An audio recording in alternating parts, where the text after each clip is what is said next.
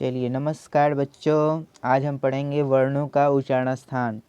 वर्णों का उच्चारण स्थान बोर्ड एग्ज़ाम में काफ़ी इम्पोर्टेंट स्थान रखता है, ठीक है ना। ये जो है चाहे वर्ण हिंदी भाषी हो या संस्कृत भाषी हो या नॉन हिंदी पढ़ने वाले बच्चे हो, सभी के लिए ये टॉपिक काफ़ी महत्वपूर्ण है। दोनों इस एग्ज़ाम में इस टॉपिक से 4 से 5 नंबर निश्चित आते हैं और काफ़ी वीवीआई टॉपिक है ये। इस टॉपिक को अंत तक देखने के लिए बच्चों इस वीडियो पर बने रहें, लाइक और सब्सक्राइब करें इस चैनल को और अपने दोस्तों से शेयर करें, ठीक है ना। तो चलिए अंत तक इस वीडियो को हम देखते हैं और अपने 5 नंबर को सुनिश्चित करते हैं, ठीक है ना बच्चों। वर्णों के उच्चारण स्थान के बारे में हम पढ़ते हैं। मुंह के 6 भाग होते हैं, जैसे कि हम जानते हैं मुंह के कितने भाग होते हैं बच्चों? 6 भाग होते हैं। मुंह के 6 भाग होते हैं और जिसमें कंठ, तालु, मूर्धा, दंत, ओठ और नाक होता है, ठीक है ना। नाक होता है। तो कंठ का ही नाम है कंठेय। कंठ का क्या नाम है? कंठेय है। और कंठ और जीभ के स्पर्श से बोला जाता है वह वर्ण कंठीय वर्ण कहलाता है। और कंठीय वर्ण से अ, आ, कवर्ग, ह और विसर्ग बोला जाता है, ठीक है ना बच्चों। कौन कौन वर्ण बोला जाता है? अ, आ, कवर्ग, ह और विसर्ग, ये कंठ से बोला जाता है, ठीक है ना। और इसको कंठीय वर्ण भी कहा जाता है, ठीक है ना। कवर्ग का मतलब क्या है? क से लेकर अंग तक के वर्ण को कवर्ग कहा जाता है और क से लेकर अंग तक के वर्ण कंठ से बोला जाता है, ठीक है ना बच्चों। तो हम आगे पढ़ते हैं। अगला तालव्य वर्ण। तालव्य वर्ण क्या है? तालव्य वर्ण जो होते हैं तालु और जीभ के स्पर्श से बोले जाते हैं। तालु और जीभ के स्पर्श से बोले जाने वाले वर्ण को तालव्य वर्ण कहते हैं। और तालव्य वर्ण अर्थात तालु से कौन कौन वर्ण बोला जाता है बच्चों? हर्षी, दीर्घ ई, जिसको आप छोटी ई और बड़ी ई कहते हैं। च वर्ग यानी च से लेकर य तक का वर्ण, ठीक है ना। साथ ही साथ य और तलाबे स, ये जो होता है बच्चों, ये जो होता है तालव्य वर्ण से बोला जाता है। ये तालव्य वर्ण से बोला जाता है, जिनको तालु भी कहा जाता है, ठीक है ना बच्चों। इसको तालु भी कहा जाता है, तालु भी कहा जाता है, ठीक है ना बच्चों। अगला है आपका मूर्धन्य वर्ण। मूर्धन्य वर्ण तालव्य वर्ण के बाद आता है मूर्धन्य वर्ण, जो तीसरा है। मूर्धन्य वर्ण मूर्धा और जीभ के स्पर्श से बोला जाता है, ठीक है ना बच्चों। मूर्धा और जीभ के स्पर्श से बोला जाता है, वो क्या कहलाता है? मूर्धन्य वर्ण कहलाता है। और मूर्धन्य वर्ण से यानी अर्थात मूर्धा से, मूर्धा को ही मूर्धन्य कहा जाता है। तो मूर्धा से कौन कौन वर्ण बोला जाता है? मूर्धा से री, टवर्ग, र और मूर्धन्य से बोला जाता है। मूर्धा से री, टवर्ग, र और मूर्धन्य से बोला जाता है, जिसे मूर्धन्य वर्ण कहा जाता है। री, टवर्ग, टवर्ग, र और मूर्धन्य स, ये क्या होता है? मूर्धा से बोला जाता है। इसको मूर्धन्य वर्ण कहते हैं, ठीक है ना बच्चों। अगला आता है आपका दंत्य वर्ण, ठीक है बच्चों। दंत्य वर्ण जो दांत, जिसको दांत भी कहा जाता है। ऑप्शन में दांत भी लिखा रहेगा या दंत लिखा रहेगा, दोनों एक ही हैं। दंत्य वर्ण जैसे कि दांत और जीभ के स्पर्श से बोले जाने वाले वर्ण को दंत्य वर्ण कहते हैं। दांत और जीभ के स्पर्श से बोले जाने वाले वर्ण को दंत्य वर्ण कहते हैं, ठीक है ना बच्चों।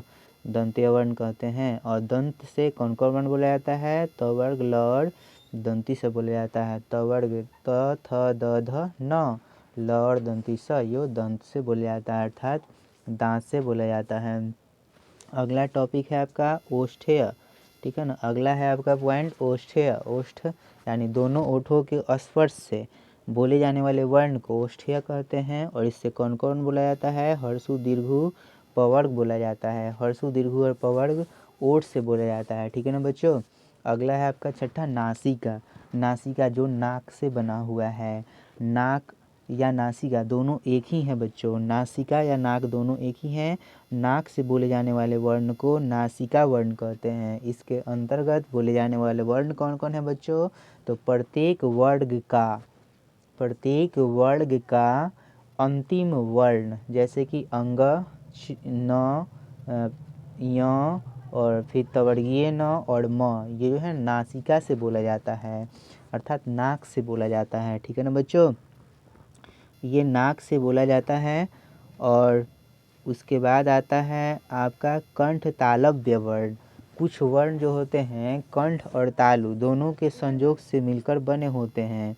ठीक है ना बच्चों, कुछ वर्ण कंठ और तालु के संयोग से बने होते हैं और कंठ तालु में जीभ का स्पर्श होता है, इससे जो वर्ण बोला जाता है वो कंठ तालव्य वर्ण कहलाता है। इससे ए और ए बोला जाता है। ठीक है बच्चों, कंठ तालव्य वर्ण, इससे ए और ए बोला जाता है। तो चलिए हम आगे बढ़ते हैं बच्चों। अगला पॉइंट है क्या है, कंठ ओष्ठ्य वर्ण, जिसको कंठोष्ठ्य कहा जाता है। अगला पॉइंट है बच्चों कंठोष्ठ्य वर्ण। ठीक है ना, कंठोष्ठ्य वर्ण यानी कंठ द्वारा जीभ और ओठ के स्पर्श से बोले जाने वाले वर्ण को कंठोष्ठ्य वर्ण कहते हैं। ठीक है ना बच्चों, इसमें कौन कौन वर्ण बोला जाता है, ओ और अ कंठोष्ठ्य वर्ण कहलाता है। ठीक है बच्चों, ओ और अ को कंठोष्ठ्य वर्ण कहते हैं। और अगला आता है आपका कंठोष्ठ वर्ण के बाद क्या, दंतोष्ठ्य वर्ण। ठीक है बच्चों, दंतोष्ठ्य वर्ण में क्या आता है बच्चों, दांत द्वारा जीभ और ओठ के स्पर्श से बोले जाने वाले वर्ण को दंतोष्ठ्य वर्ण कहते हैं।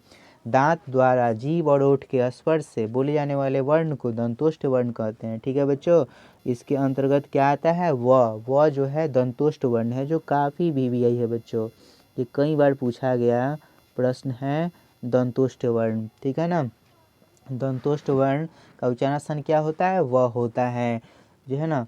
दंतोष्ठ वर्ण का ही नाम क्या है, दंत है। चलिए बच्चों, इस प्रकार हमने कुछ उच्चारण स्थान को पढ़ा और इस आधार पर हम कुछ जो है ना वैकल्पिक प्रश्न को सोल्व करेंगे। ठीक है बच्चों, जो वैकल्पिक प्रश्न को सोल्व करेंगे। चलिए हम वैकल्पिक प्रश्न पर थोड़ा ध्यान देते हैं बच्चों, कुछ वैकल्पिक प्रश्न को देखते हैं। तो चलिए बच्चों देखते हैं वैकल्पिक प्रश्न को। जैसे कि पहला क्वेश्चन है आपका, ह वर्ण का उच्चारण स्थान क्या है। 4 ऑप्शन आपका दिया गया है बच्चों, कौन कौन। पहला ऑप्शन दिया गया है तालु, दूसरा ऑप्शन दिया गया है दंत, तीसरा ऑप्शन दिया गया है ओठ और चौथा ऑप्शन दिया गया है कंठ। ठीक ना बच्चों, ह का उच्चारण स्थान के बाद क्या होता है, ये 4 ऑप्शन आपको बताया गया है, तालु, दंत, ओठ और कंठ। ठीक है, तो सही आंसर क्या होगा बच्चों, सही आंसर होगा कंठ। क्या होगा, सही आंसर होगा कंठ, कंठ होगा। ठीक है ना बच्चों, अगला क्वेश्चन है आपका त का उच्चारण स्थान क्या है। त का उच्चारण स्थान है बच्चों क्या, त का उच्चारण स्थान क्या है, तो सही ऑप्शन आपको 4 ऑप्शन दिया गया है बच्चों। क्या, पहला ऑप्शन है मूर्धा, दूसरा ऑप्शन है दंत, तीसरा ऑप्शन है कंठ, चौथा ऑप्शन है ओष्ठ। त का उच्चारण स्थान क्या होगा, तो त का उच्चारण स्थान होगा बच्चों क्या, दंत होगा। त का उच्चारण स्थान क्या होगा, दंत होगा। अगला क्वेश्चन है बच्चों, अगला क्वेश्चन है स, तालाबे स का उच्चारण स्थान क्या है, तालाबे स का उच्चारण स्थान क्या है। तो 4 ऑप्शन दिया गया है बच्चों, पहला ऑप्शन है दांत, दूसरा ऑप्शन है तालु, तीसरा ऑप्शन है दंत तालु, चौथा ऑप्शन है मूर्धा। ठीक है ना बच्चों, चौथा ऑप्शन है मूर्धा। तो हम चलिए देखते हैं तालाबे स का उच्चारण स्थान क्या होगा। तालाबे स का उच्चारण स्थान होगा तालु। ठीक है ना बच्चों, तालाबे स का उच्चारण स्थान होगा तालु, क्योंकि तालु से क्या बोला जाता है, हर्षी दीर्घी चवर्ग य और तालाबे स, जो तालु से बोला जाता है। हर्षी दीर्घी चवर्ग य और तालाबे स तालु से बोला जाता है। ठीक है ना बच्चों, तो हम ये देख लिए हम तालु से क्या होगा, तालाबे स होगा। ल का उच्चारण, अगला क्वेश्चन देखते हैं, चौथा क्वेश्चन में कह रहा है ल का उच्चारण स्थान क्या होता है। ठीक है ना बच्चों, ल का उच्चारण स्थान क्या होता है, तो ल का उच्चारण स्थान के लिए हम 4 ऑप्शन इसमें भी दिया गया है, जिसमें से एक सही होगा। ठीक है ना बच्चों, पहला ऑप्शन दिया गया है क्या, दंत दिया गया है। क्या दिया गया है, दंत दिया गया है। दूसरा ऑप्शन क्या है, ओठ है। तीसरा ऑप्शन क्या है, तालु है। चौथा ऑप्शन क्या है, मूर्धा है। ठीक है ना बच्चों, तो इसमें से क्या सही होगा, तो ल का उच्चारण स्थान क्या सही होगा, ल का उच्चारण स्थान दंत होगा। ठीक है ना बच्चों, ल का उच्चारण स्थान क्या होगा, दंत होगा। ठीक है, चलिए इस प्रकार हम आगे बढ़ते हैं बच्चों, अगले क्वेश्चन की ओर बढ़ते हैं। अगला क्वेश्चन क्या है, अगला क्वेश्चन है बच्चों, अगला क्वेश्चन यानी 5वां क्वेश्चन। ठीक है बच्चों, हम देखते हैं अंग का उच्चारण स्थान क्या है। अंग का उच्चारण स्थान क्या है, ऑप्शन आपका 4 है बच्चों। कौन कौन? पहला ऑप्शन है बच्चों कंठ, दूसरा ऑप्शन है तालु, तीसरा ऑप्शन है मूर्धा और चौथा ऑप्शन है दंत। ठीक है बच्चों, तो सही आंसर क्या होगा आप बताएंगे बच्चों। सही आंसर क्या होगा? अंग का उच्चारण स्थान क्या होता है? कंठ होता है। क्या होता है बच्चों? कंठ होता है। ठीक है ना बच्चों। अगला क्वेश्चन देखते हैं बच्चों। अगला क्वेश्चन क्या है? अ का उच्चारण स्थान क्या है? अगला क्वेश्चन क्या है बच्चों? अ का उच्चारण स्थान क्या है? इसमें 4 ऑप्शन इसमें भी दिया गया है। पहला ऑप्शन है तालु, दूसरा ऑप्शन है मूर्धा, तीसरा ऑप्शन है ओष्ठ और चौथा ऑप्शन है कंठ। ठीक है ना बच्चों। चौथा ऑप्शन क्या है? कंठ है। तो अ का उच्चारण स्थान क्या होगा बच्चों? अ का उच्चारण स्थान क्या होगा? कंठ होगा। जैसे कि कंठ के बारे में हम अभी पढ़े हैं, पीछे कुछ कुछ समय पहले पढ़े हैं हमने कि कंठ अ आ क वर्ग ह और विसर्ग का उच्चारण स्थान क्या होता है बच्चों? कंठ होता है। इस प्रकार हमने सभी क्वेश्चन को कवर किया। ठीक ना बच्चों। इसी प्रकार के अच्छे से अपने पढ़ाई को जो है ना जारी रखने के लिए और अपने पढ़ाई को और बेहतर बनाने के लिए, ठीक है ना बच्चों, इस चैनल को क्या करिए आप लाइक करिए, सब्सक्राइब करिए, अपने दोस्तों से शेयर करिए। ठीक है ना बच्चों, और ऐसे ही इस चैनल पर बने रहिए। थैंक यू, धन्यवाद।